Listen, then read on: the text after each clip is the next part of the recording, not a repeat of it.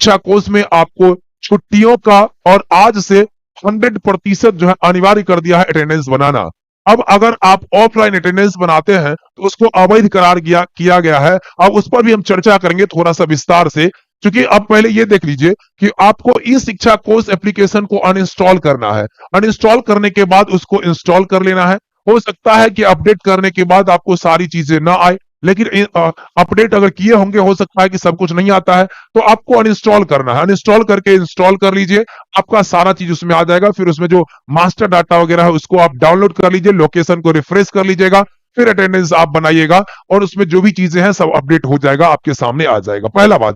दूसरा बात देखिए कि आज से ऑनलाइन अटेंडेंस बनाना 100% क्या कर दिया है, अनिवार्य कर दिया गया है। अक्टूबर में पेमेंट मिलना है आपका, सितंबर का ही पेमेंट अक्टूबर में मिलेगा, तो आज से ऑनलाइन उपस्थिति 100% अनिवार्य कर दिया गया है। अब 100% अनिवार्य कर दिया है, लेकिन आपके मन में ये प्रश्न होगा कि सर मेरे यहाँ जो है आपका ये ऐप नहीं काम कर रहा है। आपके मन में ये आ रहा होगा कि ऐप नहीं काम कर रहा है। दूसरी बात यह है कि अटेंडेंस जो है लोकेशन नहीं सही से पकड़ पा रहा है। तो इन समस्याओं के लिए आपको 2 नंबर दिए गए थे, उन 2 नंबर पर आपको संपर्क करना है और आप अपनी शिकायत वहां पे दर्ज कर देनी है। देखिए अब कॉल नहीं लगेगा, ये बात ठीक है। बहुत सारे पूरे बिहार के अंदर के सभी शिक्षक कॉल लगा रहे होंगे, जहां भी लगभग 50-60 हजार लोग अभी भी अटेंडेंस नहीं बना रहे हैं, तो कहीं ना कहीं कुछ कमियां हैं, इसी वजह से नहीं बना रहे हैं। और 3 लाख 3.5 लाख या 4 लाख लोग बना रहे हैं, तो उनके यहाँ सब कुछ ठीक ठाक है तो बना रहे हैं।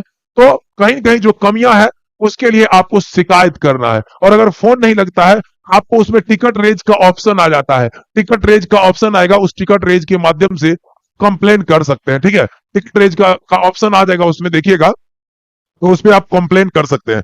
ये उसके बाद देखिए कि अगर आप ऑफलाइन अटेंडेंस बनाते हैं तो क्या होता है। ऑफलाइन अटेंडेंस को अवैध करार दिया गया है, आज आपने देखा होगा। लेकिन विषम परिस्थिति में, आप केवल विषम परिस्थिति बनना अटेंडेंस है, अटेंडेंस डेली बनेगा ऑफलाइन, ये नहीं कि नहीं छोड़ना नहीं है, डेली बनाना है, लेकिन विषम परिस्थिति में ही उसको वैध माना जाएगा जब आपने टिकट रेज करके शिकायत दर्ज कर दिया होगा, जब आप बीआरसी से संपर्क करके अपनी सूचना शिकायत लिखा दी होगी, जब आप उस नंबर पर कॉल करके अपना शिकायत लिखा देंगे, तभी जाकर के आपको जो है और ऑफलाइन अटेंडेंस का जो है वैलिडिटी मिलेगी और उस ऑफलाइन के अनुसार आपको पेमेंट दिया जाएगा। ठीक है, ये बातें कही गई है, इस बात को ध्यान से सुन लीजिएगा कि ऑफलाइन अटेंडेंस को जो है वो मान्यता तब है जब आप विषम परिस्थिति में है। वैसे आपको बनाना डेली है, ऑफलाइन भी ऑनलाइन भी, मतलब रजिस्टर पर भी बनाना है, ये नहीं कि छोड़ देना, बनाना है अटेंडेंस। ठीक है, उसके बाद देखिए सितंबर माह का पेमेंट जो है ऑनलाइन उपस्थिति के आधार पर ही मिलने वाला है। सितंबर माह का पेमेंट अक्टूबर में जो मिलेगा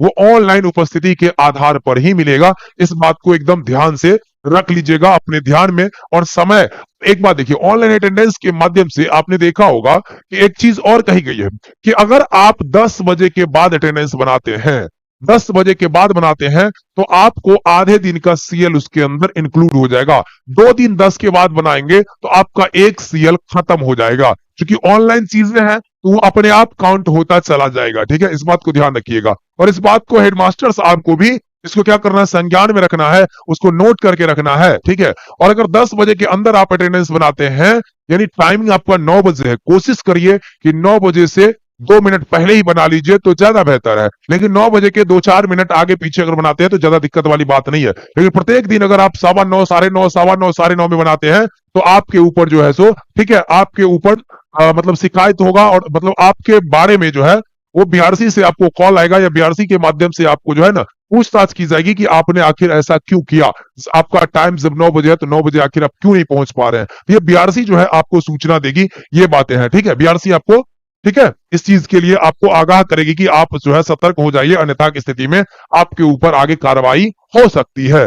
देखिए बच्चों की उपस्थिति से संबंधित क्या सूचना आ रहा है कि 1 अक्टूबर से ऑनलाइन उपस्थिति बनेगी। ठीक है, बच्चों का उपस्थिति जो है 1 अक्टूबर से ऑनलाइन उपस्थिति बनेगी। इसके लिए आपको एक टैब दिया जाएगा जो लगभग 20 सितंबर से पहले आप तक टैब 20-22 सितंबर तक प्रत्येक जिलाधिकारी जो है आपको बीआरसी के माध्यम से उपलब्ध करा देंगे। ठीक है, 1 अक्टूबर से, इसलिए आपको जो बच्चे जिनके आधार हैं उन सबका जो है एनरोलमेंट हो चुका है, और जिनके आधार नहीं है उनको भी एनरोल करने का अवसर दिया है 1 सप्ताह के लिए। उसको करिए, और उसके करने के बाद जो है उसका 1 सप्ताह या 10 दिन के अंदर जो है आधार बना करके उसको उस पर अपडेट करना है। ठीक है, अब इसमें देखिए जब बच्चों का ऑनलाइन बनेगा उपस्थिति तो उसमें 3 चीजें सामने आएंगे। आपको जो टैब दिया जाएगा उसमें 2 तरह के बटन होंगे। एक में लिखा जाएगा क्या, एक में आपको लिखाएगा जो बच्चे इन करेंगे तो स्कूल इन और एक में लिखाएगा स्कूल आउट। ठीक है, बच्चे जो इन करेंगे तो इन, और जब जाने लगेंगे तो आउट लिखाएगा, आउट पर उसको क्लिक करना है। उसके बाद उसमें कंफर्म बटन एक रहेगा, कंफर्म पर करिएगा, क्लिक करिएगा, तब जाकर के अटेंडेंस कंफर्म होगा।